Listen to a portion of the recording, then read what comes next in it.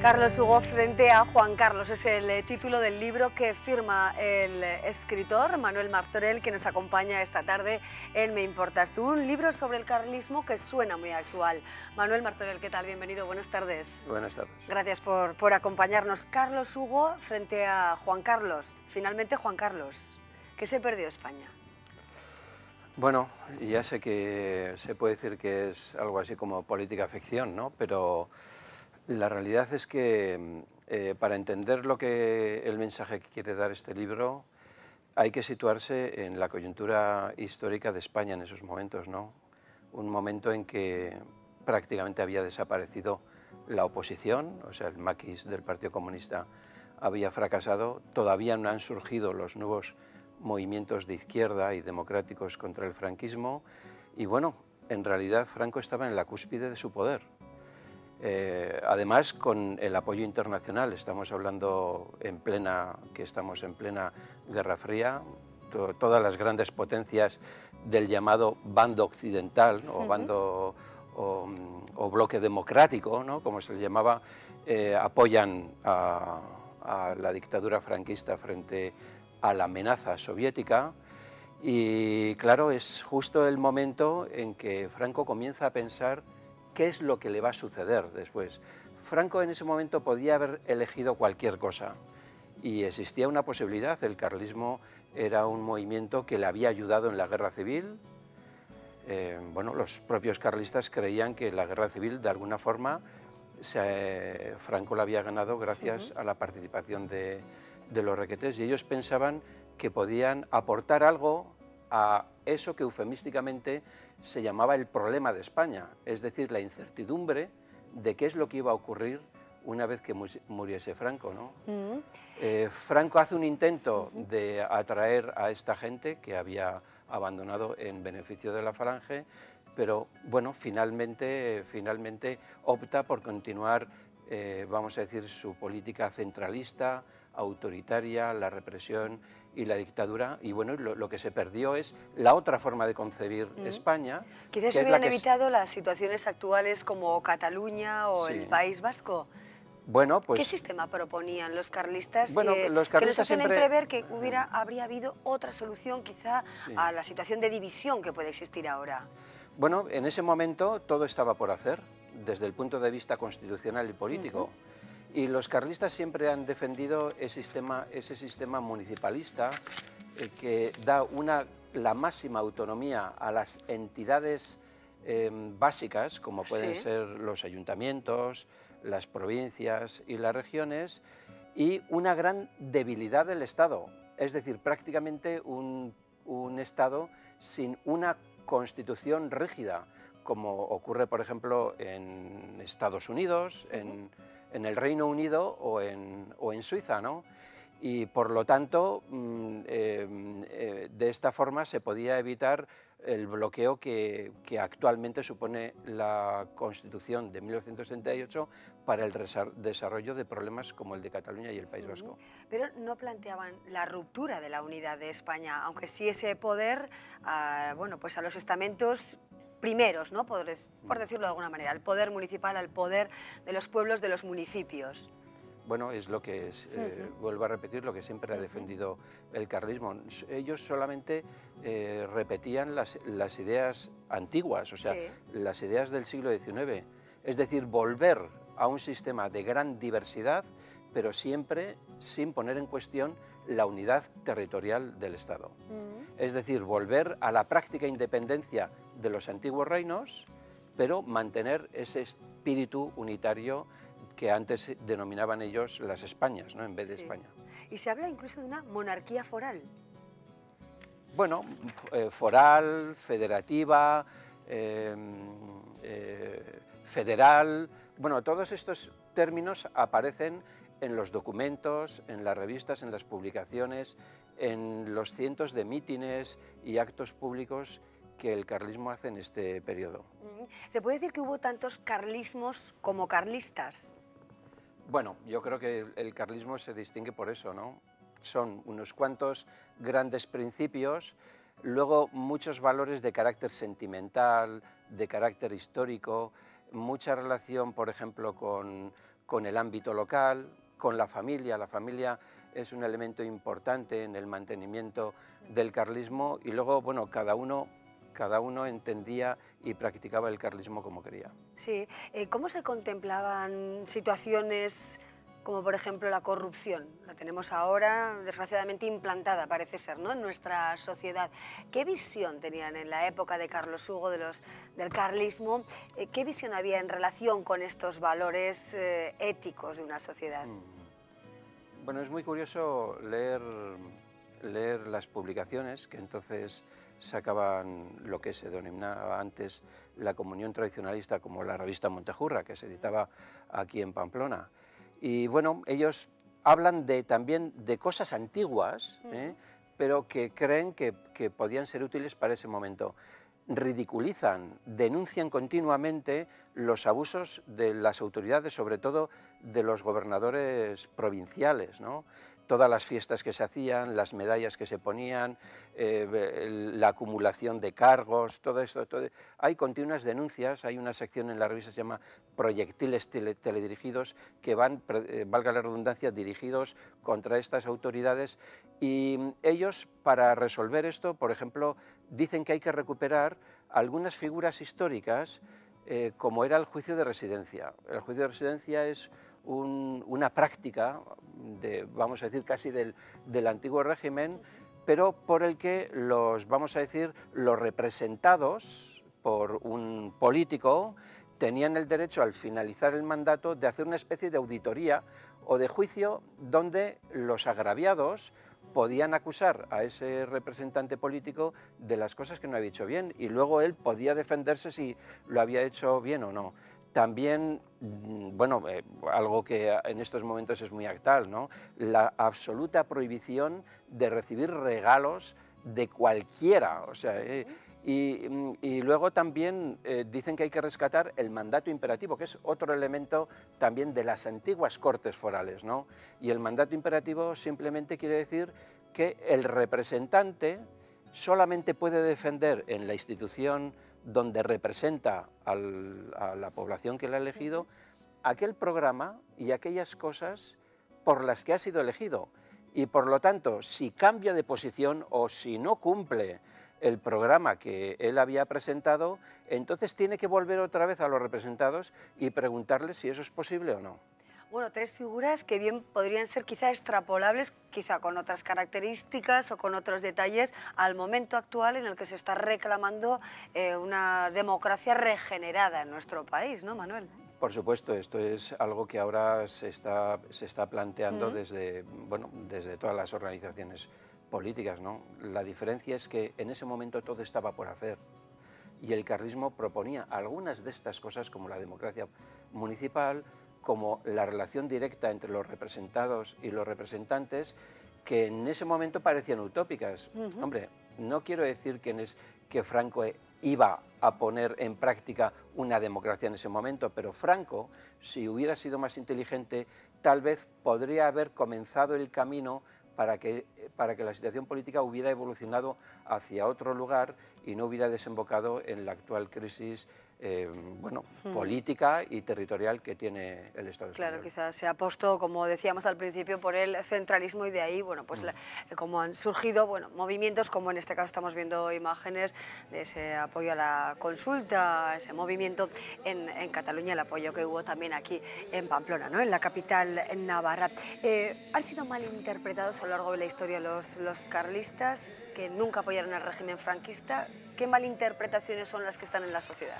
Bueno, yo creo que al final lo que se ha terminado haciendo es aceptar la interpretación histórica que hacía el franquismo del carlismo. Es decir, el franquismo dijo que el carlismo se había integrado en el movimiento nacional, que había formado parte de Fet i de les Pons, pero claro, si luego entras al detalle te das cuenta que la mayor parte de los carlistas nunca desearon eso, y todo lo contrario. Los años 40 fueron unos años de un enfrentamiento brutal entre las bases carlistas y el régimen. Y bueno, pues pero al final ha quedado esa idea de que, como se sigue estudiando, por ejemplo, en los manuales de la ESO, ¿no?, de que el carlismo era una de las familias del régimen, cuando la práctica quiere decir que eso no es así. Manuel Martorell, eres un estudioso, entre otras cuestiones, también del pueblo kurdo, en este caso también del carlismo, y sé que en otras conversaciones con otros compañeros pues también te han preguntado, ¿no? Quizá ese interés por, no sé si los pueblos, no sé si decir perdedores, pero quienes tienen, bueno, pues menos apoyos o menos suerte en su trayectoria. ¿Por qué ese interés, por ejemplo, ¿no? Bueno, En este caso. tal vez sea una coincidencia, pero yo recuerdo cuando, y me voy a remontar a muchos años atrás, recuerdo cuando comenzó la guerra civil en el Líbano. A mí me sorprendió muchísimo lo que estaba ocurriendo porque no lo entendía. Entonces, claro, te presentaban al principio una guerra como entre, vamos a decir, la clase obrera y la oligarquía de Oriente Medio, ¿no? Luego aquello se convirtió en una guerra de dos religiones y luego de varias religiones, es decir, muy complicado.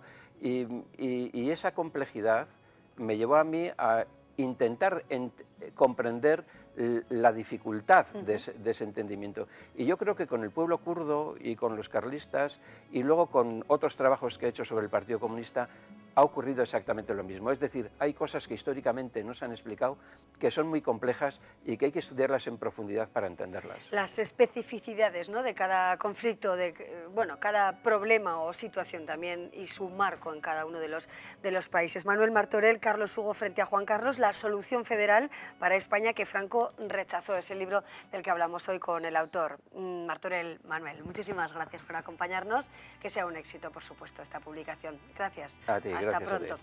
Bueno, y nosotros nos quedamos con este apunte literario y seguimos con otros contenidos. Nos vamos en concreto de compras hoy en el programa. Hola, soy Óscar Vidorreta y soy propietario de la tienda de novias y eventos L'Atelier Tudela. L'Atelier nace de la necesidad imperiosa que teníamos en Tudela de tener un negocio, un establecimiento que se dedicara exclusivamente a la novia y a todo lo que le rodea, al novio, a la madrina, a traer marcas de calidad que cubrieran un poco esa necesidad que teníamos en esta zona y en los alrededores, trayendo marcas pues, como pueden ser Aníbal Laguna, Víctor Luquino, Isabel Zapardiez, algo de línea mucho más exclusiva para la gente que buscaba algo especial para un día muy especial. Somos una tienda joven, llevamos solamente 2 años ahora mismo en el mercado, pero la verdad es que desde el principio la tienda se abrió rápidamente, nos pusimos en el disparadero, yo creo que también de una forma muy rápida porque los propios diseñadores nos abrieron ese mercado y porque la imagen que da la tienda es una imagen totalmente limpia, renovada. Y eso hizo que de diferentes comunidades, pues de la zona de Soria, de Ólvega, de Zaragoza, Pamplona, buscaran un producto totalmente renovado, al igual que la tienda, y entonces la clientela se puso muy rápido en contacto con nosotros. El escaparate en la tienda se trata prácticamente como si fuera otro vendedor. Para nosotros es tan importante o más que el resto de la tienda. Normalmente cuando nosotros creamos un escaparate, que habitualmente se cambia cada 20 días, lo que pretendemos es prácticamente ponerlo en el disparadero desde el momento que se levanta el telón. Normalmente se crea un traje, tenemos confección propia, se crea un traje, se habla con un diseñador, hablamos siempre de un elemento central y a partir de ese elemento se crea un escaparate, un paisaje, casi una historia. Y lo que pretendemos es enseñar a la ciudad, yo creo que un escaparate de primer nivel. Ahora mismo estamos 3 personas atendiendo en tienda, 3 personas en taller de costura, porque prácticamente todos los trajes se miman hasta el último día, justo hasta un día antes de salir de la tienda, se encajan al milímetro, entonces eso lleva un trabajo muy arduo. Yo creo que la hace diferente un poco el concepto de tienda, sobre todo que cuando una novia quiere probarse un traje de novia o una persona se quiere vestir de madrina, lo que quiere un poco es guardar el secreto hasta el final. Entonces lo que nosotros queríamos es ese concepto de boutique, de línea muy exclusiva, en la que buscas un poco esa sensación un poco de exclusividad. Para que veáis un poco algo muy especial, aquí lo que tenéis es un vestido de alta costura de Jesús Peiró. Es una pieza totalmente bordada en diferentes chapitas metálicas en tono dorado sobre un fondo blanco, y aquí en esta modelo lo que podéis ver es una pieza prácticamente exclusiva y espectacular. Las chapitas lo que hacen es un efecto de flores que van cayendo totalmente en degradé sobre la falda y el cuerpo de la modelo, y es una pieza con mucho volumen, como os decía, y bien en tendencia, muy ajustado al cuerpo, con un efecto de transparencia sobre los hombros, sobre un tul de seda en un fondo dorado que le da un tono a ese fondo blanco, muy blanco. y que se ciñe perfectamente al cuerpo, dejando pues, ceñida, muy ceñida la cintura y luego dándole volumen a la forma de la falda para que haga este efecto tan espectacular, algo de línea muy exclusiva y que podéis encontrar, por ejemplo, aquí en la tienda, en la Atelier. Pues al igual que pasa con la novia, la tendencia al novio es muy amplia y cada vez, gracias a Dios, más. Los novios cada vez se quieren vestir más de novio y quieren ser el protagonista de la ceremonia, al igual que pasa con la novia, y vemos cosas pues tan espectaculares como esta, un traje que aunque sigamos manteniendo el color negro como muy sobrio y muy elegante, pero tiene tejidos muy especiales. Esto es una seda brocada en negro y coordinada con colores pues tan espectaculares como los morados o los verdes. En la Atelier lo que intentamos es hacer un completo, que cuando una persona entre y confíe en nosotros, confíe para todo. Nosotros intentamos con nuestros complementos, con bolso, cartera, zapato, con los tocados de la novia, los velos, es decir, que una persona cuando salga de aquí salga completa, salga perfectamente encajada. Lo mejor del establecimiento yo creo que es la gente. Yo creo que es el trato humano que se le da a la gente, el trato y la profesionalidad con la que se trata todos y cada uno de los trajes que salen de este establecimiento.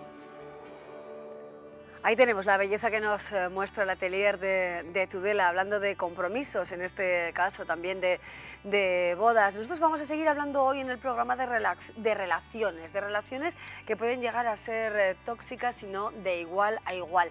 Y hoy realmente nos preguntamos si los jóvenes, nuestros adolescentes, por ejemplo, tienen un libro de referencia o un manual, por qué no decirlo, un referente claro para saber cómo manejarse en las relaciones íntimas. Es el tema que proponemos y que buscamos, al que le buscamos soluciones, claro, con ayuda del psicólogo y sexólogo José Luis García. ¿Qué tal, José Luis? Bienvenido. Muy bien. Muy buenas tardes.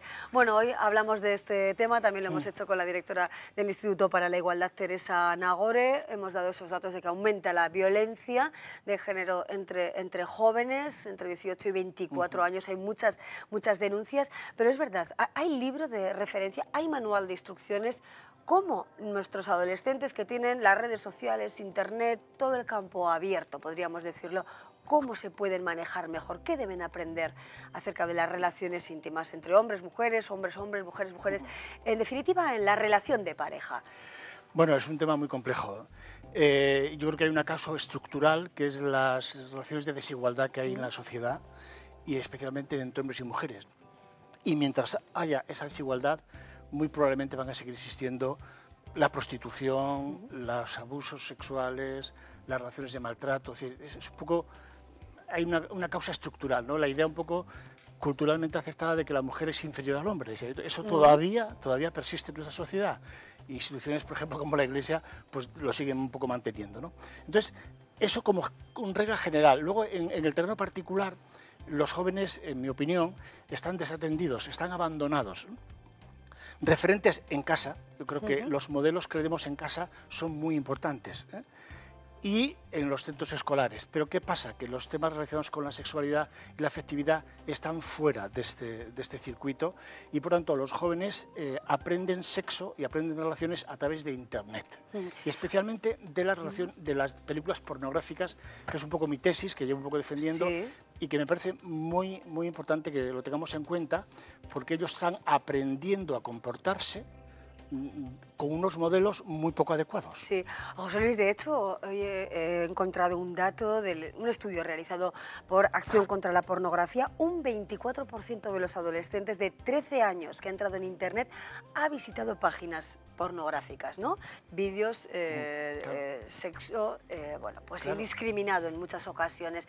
¿Qué consecuencias puede tener en un joven de 13 años visionar imágenes, ver quizá acciones sexuales impropias para su edad? Sí, claro. Si es el único modelo de comportamiento que tiene, es probable que el chico piense que eso es lo normal, ¿vale? Porque un adulto, a nosotros en nuestra consulta, sugerimos a los adultos, a las parejas adultas, que de vez en cuando pues pongan una película porno. Bien, vale, estupendo, puede ser interesante, pero esto en un chico adolescente y joven tiene ciertos riesgos. ¿Por qué? Porque el modelo de conducta que nos ofrecen esas películas es un modelo raquítico, ramplón, gazmoño. Es decir, el chico con un pene de 30 centímetros que siempre está en erección, que es el activo, que es el que toma la iniciativa, y la chica un poquito medio tonta, con un cierto pudor, que que no quiere al principio, pero un poco forzándola un poco, al final se convierte en una loba sexual, ¿no? Una mujer multiorgásmica que se come el semen como si fuera un néctar delicioso. Es decir, todo esto no tiene nada que ver con la realidad.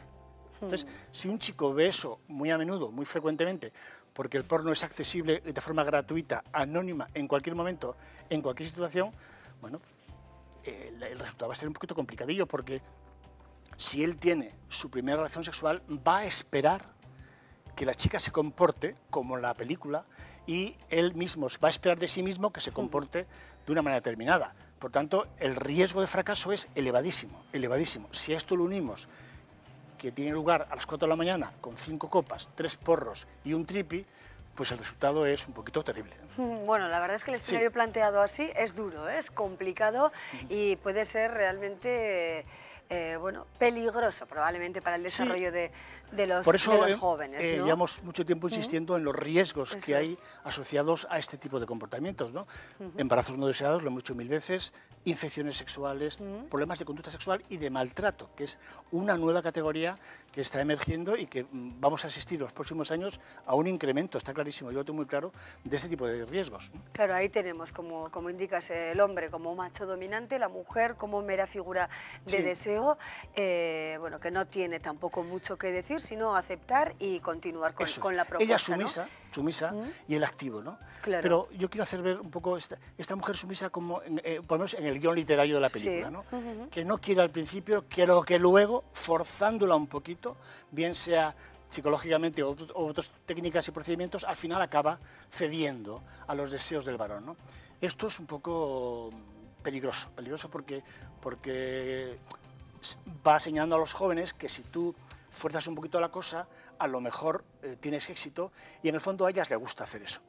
Esto es un poco peligroso, ¿no? Bueno, pues ese es el esquema que muchos jóvenes pueden tener en la pantalla de su ordenador cuando lo desean de forma libre y gratuita. Y son ¿no? grandes consumidores de pornografía, y se intercambian vídeos entre ellos, vídeos porno, y súper sofisticados. Además, ahí puedes encontrarte 5 mujeres con 5 hombres en la copa de un pino y debajo unos cuantos perros. Estoy exagerando un poquito porque puede haber de todo. José Luis, no hay filtro, ¿no? Claro, entre otras consecuencias entiendo que la autoestima también se puede ver perjudicada, ¿no? En el caso de la mujer y del hombre, porque bueno, lo que se ve en una película de estas características de este género o también en otras propuestas publicitarias o cinematográficas va por este camino. La realidad no es así normalmente, con lo cual la autoestima de la mujer y del hombre puede verse dañada. Es decir, no hay penes de 25 centímetros, no hay penes que estén horas y horas en erección, no hay mujeres que tengan ese comportamiento, bueno, puede que las haya, pero no de forma generalizada, ¿no? Entonces, si uno espera conseguir eso y no se produce, el resultado es una frustración, es una desilusión. Y de hecho encontramos, por ejemplo, cada vez más a menudo chicos con problemas de erección. Es más, que se toman luego cualquier cosa que compran en internet con el fin de mantener la erección, con lo cual es otro riesgo añadido, ¿no? O mujeres que después de primeras relaciones sexuales dolorosas, desagradables, pues nos encontramos con temas de vaginismo, dolor en el coito, rechazo, en fin, esto está asociado a este tipo de comportamientos. Y claro, el chico y la chica están abandonados a su suerte, en casa no se habla de esas cosas, ni tampoco en los centros escolares ni de jóvenes. Pero ¿cómo es posible que en los centros educativos, la familia, por supuesto, ¿no? En los centros educativos no se pueda abordar este tema? Me consta que sí, que hay profesores quizá preocupados por la situación. Pero de momento es una excepción, ¿no? Excepción, sí. Y además, con lo que está cayendo y en las condiciones actuales de recortes, hay muchos menos recursos. Se dedica unos presupuestos ridículos a este tipo de situaciones. Por tanto, lo que cabe esperar es que, lamentablemente, como hemos venido diciendo desde hace mucho tiempo, los riesgos de salud asociados a estos comportamientos aumenten en el futuro. José Luis, un tanto por ciento muy elevado, según el informe de Juventud en España, revela que jóvenes, adolescentes de 13 años mantienen relaciones sexuales completas. La verdad es que a quienes pertenecemos a otra generación esto nos sorprende poderosamente, ¿no? Pero veamos, desde luego, ¿qué supone realmente para un chaval haber conocido la relación íntima y sexual con otra persona a una edad tan joven? Insisto, ¿no? en la idea, porque sé que hay muchos padres que pueden estar preocupados por esto. Claro, y vamos a eso, quiero decir que los datos indican que la precocidad cada vez es mayor, ¿no? Y también esto ocurre en el terreno del consumo de alcohol y drogas, también no nos engañemos, y que generalmente suele estar asociado a las tres cosas, ¿no? Entonces, es probable que a lo mejor algún chico o alguna chica a esa edad pueda estar preparado, pero probablemente no, y que ese comportamiento pues, esté más influenciado por la presión de los amigos, por el qué dirán, o por el consumo de alcohol, o por una chica a lo mejor no muy atractiva, es capaz de hacer lo que sea con tal de ligar como sus compañeras o amigas porque ella no tiene novio, o una chica no agraciada físicamente, o una chica enamorada de su novio es capaz de no usar condón si su novio se lo pide porque está enamorado de ella. Es decir, luego hay una serie de variables psicológicas muy interesantes que determinan que ese comportamiento pueda ser más arriesgado que otros, ¿no? Y yo lo que suelo insistir es que nuestros jóvenes están un poquito abandonados, que no tienen recursos, sobre todo para hacer frente a ese escandaloso, ¿no?, estímulo permanente y constante sobre el sexo, que no tiene recursos. Y por eso proponemos programas sistemáticos obligatorios de educación sexual, donde, por ejemplo, podamos hablar del porno tranquilamente en una sesión de educación sexual, porque ellos lo van a ver. Entonces tenemos que darles recursos para que sean capaces de criticar y de filtrar esos contenidos y que no se lo crean, que eso es mentira, que eso es teatro. El actor y la actriz porno son actores de teatro. Eso no existe en la realidad, ¿no?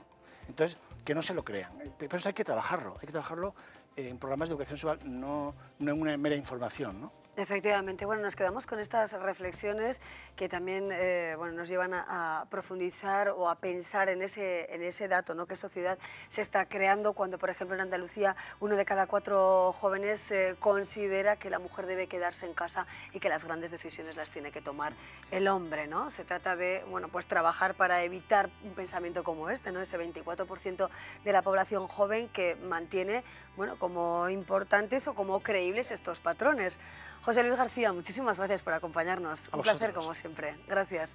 Bueno, y nosotros continuamos. Vamos a hacer ahora una breve pausa para nuestros compromisos publicitarios y luego nuestra compañera Carolina Laherrán va a presentarnos nuestro espacio precisamente más joven, nuestro ¿Qué te cuentas?